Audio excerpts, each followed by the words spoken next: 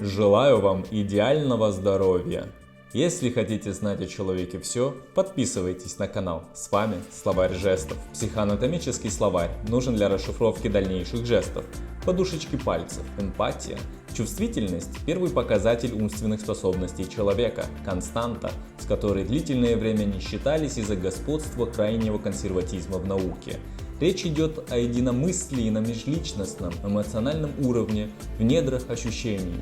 Правда заключается не в том, что вы видите, а в том, что вы чувствуете. Истина относительна и в значительной степени зависит от личных впечатлений и чувств. Они образуют плодородную почву для возникновения предрассудков, которыми мы руководствуемся при принятии решений.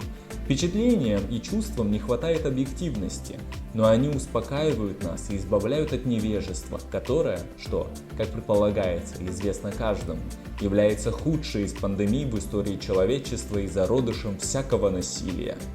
Поставьте лайк, если больше узнали про подушечки пальцев.